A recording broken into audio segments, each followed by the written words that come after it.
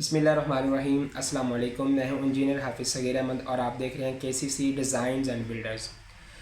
जैसा कि आपको पता है कि हम कंस्ट्रक्शन के मुतल्लिक़ वीडियोस बनाते हैं, तो आज से अब मैं एक सीरीज़ शुरू कर रहे हैं, चलो घर बनाएं। इसकी आज ये पहली एपिसोड है।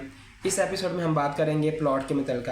प्लॉट से हम शुरू करेंगे और इसको फर्दर हम चलाते जाएंगे और इसकी जितनी भी एपिसोड्स होंगी ये मुकम्मल घर की हैंड ओवर करने तक ये हमारी प्रॉपर एक वीडियोस बन जाएंगी, ताकि आपको जिस जगह पे प्रॉब्लम आए आप उसको उस वीडियो को देखकर अपना जो है काम उसको आप अच्छे तरीके से अंजाम दे सकें।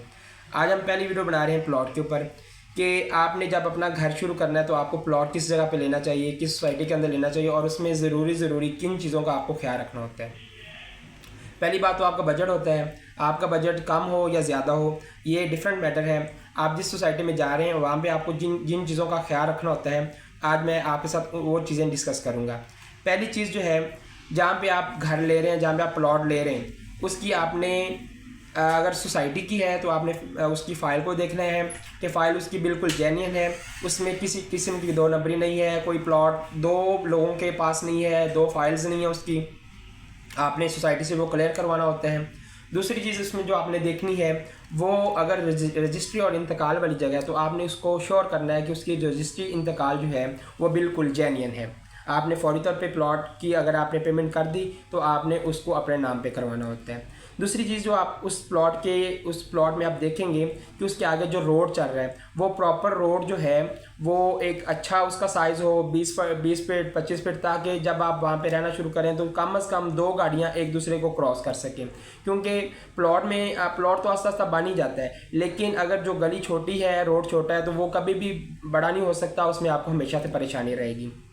इसमें जो आप उसके बाद दूसरी चीज़ देखते हैं, उसमें आप देखते हैं कि उसका जो सीवरेज सिस्टम है वो कैसा है। क्योंकि सीवरेज सिस्टम के बगैर जो है वो सोसाइटी हो, छोटा मोहल्ला हो, बड़ी सोसाइटी हो या बहुत बड़ा अच्छी सोसाइटी जो हो, उसमें भी आप प्लॉट ले लें तो मसला प्लॉट का नहीं है। अगर उसका सीवरेज अच्छा नहीं है तो आपको उसमें हमेशा से परेशानी रहेगी। फिर उसका सीवरेज का जो है नेमुल बदल कोई चीज़ नहीं होती है। अगर सीवरेज में परेशानी आ जाए तो आप हमेशा परेशान रहते हैं।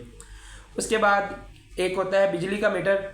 बिजली के साथ आपका मीटर जो है वो लग सकता है कि नहीं लग सकता, क्योंकि काफ़ी सोसाइटीज़ हमने लाहौर में भी देखी हैं कि उसमें उनका वापटा के साथ मसला होता है तो उसमें बिजली का मीटर नहीं लगता। ये भी एक बहुत बड़ी परेशानी होती है। उसमें आपने देखना है कि वो सोसाइटी अप्रूव्ड है वापटा वालों से और वहाँ पे बिजली का मीटर जो है वो ईजिली लग सकता है।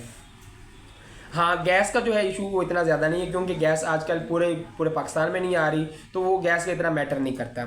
इसके बाद आपने पानी का देखना है कि वहाँ पे पानी जो है वो मीठा है और इतना गहरा नहीं है, तो ये बड़ा एडवांटेज है। और देखना है कि वहाँ पे जो पानी वाली टंकियाँ वो बनी हुई हैं या नहीं बनी हुई, ये मैटर करता है। क्योंकि पानी का भी एक सीवरेज वाला जिस तरह मसला, इस तरह पानी का भी मसला होता है। बीइंग अ मुस्लिम हमें ये देखना होता है कि वहाँ पे मस्जिद करीब हो, ताकि हम नमाज के लिए और जा सकें, हमारे बच्चे जा सकें। और एक चीज़ आप अगर देख लें कि वहाँ पे पार्क का जो सिस्टम है वो कैसा है। जैसे हम शाम में ख़वातीन हमारे घर की माएँ बहनें और हम पार्क में जा सकें, बच्चे पार्क में जा सकें और अपनी जो है दिन की एक्टिविटीज़ जो खेल कूद में जो है ना वो कर सकें। फिर आपको ये देखना होता है कि मार्केट जो है वो अवेलेबल है सोसाइटी में या करीब हो, ताकि ज़रूरियात ज़िंदगी की चीज़ें जो है ना वो आप इजीली वहाँ से ख़रीद सकें। इसके बाद सिक्योरिटी आप देखते हैं कि कम से कम इतनी सिक्योरिटी हो कि आपके बच्चे महफूज रहें, सिक्योरिटी का सिस्टम मौजूद हो। अगर मौजूद नहीं तो कम से कम इस तरह का हो कि उसमें पब्लिक ट्रांसपोर्ट का जो है अमल दखल वो ज़्यादा ना हो, ताकि बच्चे बाहर निकलें तो आपको ज़्यादा परेशानी ना हो। इसके बाद बीइंग अ मुस्लिम फिर हमने मरना होता है तो कब्रिस्तान का जो होना है वो बहुत मायने रखता है। कब्रिस्तान बाल का ऐसे होता है कि इंसान फौत हो जाता है तो फिर दूसरी सोसाइटीज़ और दूसरे एरियाज़ में जाकर उसको जो है ना वो तदफीन उसकी होती है। और आखिर में जो एक ज़रूरी बात वो ये है कि हाँ, अगर आपको बेचना पड़ जाए तो वो सोसाइटी और वो एरिया इस तरह का हो कि कम से कम आपको बेचना पड़ जाए तो वो आपका प्लॉट बिक जाए। ऐसा भी होता है कि प्लॉट आपने ख़रीद लिया और वो बिकता नहीं है, तो इस वजह से आपको वो प्लॉट जो है वो इस तरह का हो कि वो बिक जाए।